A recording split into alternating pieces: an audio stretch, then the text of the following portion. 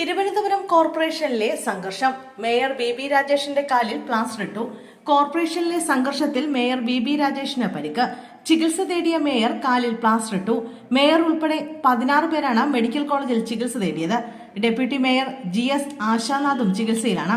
അതേസമയം മേയറുടെ നേതൃത്വത്തിൽ BJP ആണ് ആക്രമണം ഉണ്ടാക്കിയതെന്ന് മുൻമന്ത്രി കടകംപള്ളി സുരേന്ദ്രൻ ആരോപിച്ചു. ഭരണപക്ഷം പ്രതിപക്ഷത്തെ ആക്രമിച്ചു. 6 കൌൺസിലർമാർക്ക് പരിക്കേറ്റു. മേയറെ തടയാൻ ശ്രമിച്ചിട്ടില്ലെന്നും കടത്തിവിടുകയാണ് ഉണ്ടായതെന്നും അദ്ദേഹം പറഞ്ഞു. മേയർ കരുതിക്കൂട്ടി ഒരുപറ്റം ആളുകളുമായി വന്ന് ആക്രമണം ഉണ്ടാക്കി. സത്യാഗ്രഹത്തോട് മാന്യത കാണിക്കാൻ മേയർ തയ്യാറായില്ലെന്നും സഹപ്രവർത്തകരാണ് സത്യാഗ്രഹം നടത്തുന്നതെന്ന് മേയർ മറന്നുവെന്നും കടകംപള്ളി പറഞ്ഞു. ഇത്തരം ഗുണ്ടായുസം കൊണ്ട് കാര്യങ്ങൾ നടത്തിയെടുക്കാൻ കഴിയില്ല. RSSകാരെ കൊണ്ടുവന്ന് ചവിട്ടി ഒതുക്കാമെന്ന് കരുതേണ്ടെന്നും കടകംപള്ളി കൂട്ടിച്ചേർത്തു.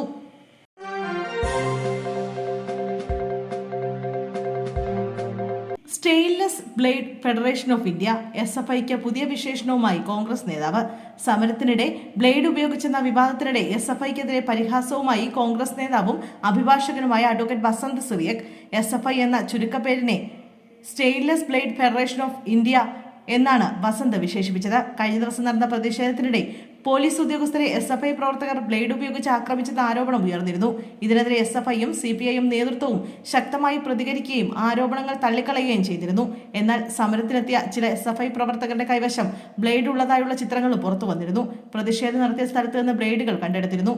ഈ പശ്ചാത്തലത്തിലാണ് SFIയുടെ പേരിന് പുതിയൊരു വ്യാഖ്യാനം നൽകിക്കൊണ്ട് വിമർശനം കടുപ്പിച്ചത്.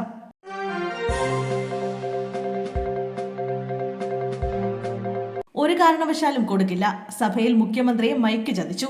നിയമസഭയിൽ മൈക്ക് ചതിച്ചതോടെ മുഖ്യമന്ത്രി VD സതീശന്റെ മനസ്സിലിരിപ്പ് പുറത്തുവന്നു. കുട്ടനാട് MLA റെജി ചെറിയാൻ അവതരിപ്പിച്ച സബ്മിഷന് മറുപടി നൽകിയതിന് പിന്നാലെ മുഖ്യമന്ത്രി നടത്തിയ പ്രതികരണമാണ് മൈക്കിലൂടെ പുറത്തായത്.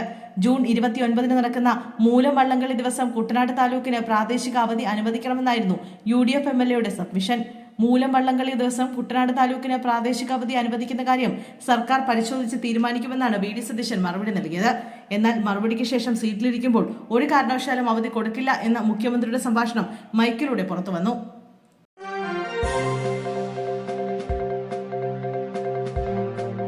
ഹോട്ടൽ മേഖലയ്ക്ക് ആശ്വാസം. വാണിജ്യ LPG നിയന്ത്രണം നീക്കി. നിയന്ത്രണം നീക്കുന്നതുമായി ബന്ധപ്പെട്ട് കേന്ദ്ര സർക്കാർ സംസ്ഥാനങ്ങൾക്ക് കത്ത് നൽകി.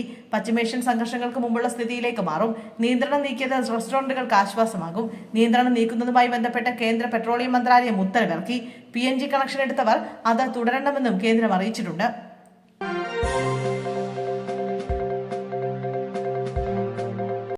വർഷങ്ങൾക്ക് ശേഷം ആദ്യമായി NCERT പാഠപുസ്തകത്തിൽ അടിയന്തരാവസ്ഥയും ഉൾപ്പെടുത്തി.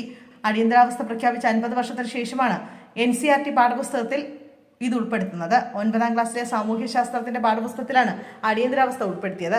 Understanding society India the beyond എന്ന പാഠഭാഗത്താണ് അടിയന്തരാവസ്ഥയുടെ ഭാഗമുള്ളത്. ഇന്ത്യൻ ജനാധിപത്യം നേരിട്ട ഏറ്റവും വലിയ വെല്ലുവിളികളിലൊന്ന് എന്നാണ് അടിയന്തരാവസ്ഥയെ വിശേഷിപ്പിച്ചിരിക്കുന്നത്. 1975-77 കാലയളവിൽ പ്രഖ്യാപിച്ച അടിയന്തരാവസ്ഥ ഇന്ത്യൻ ജനാധിപത്യത്തിന്റെ വെല്ലുവിളികളിൽ ഒന്നായാണ് രേഖപ്പെടുത്തിയിരിക്കുന്നത്.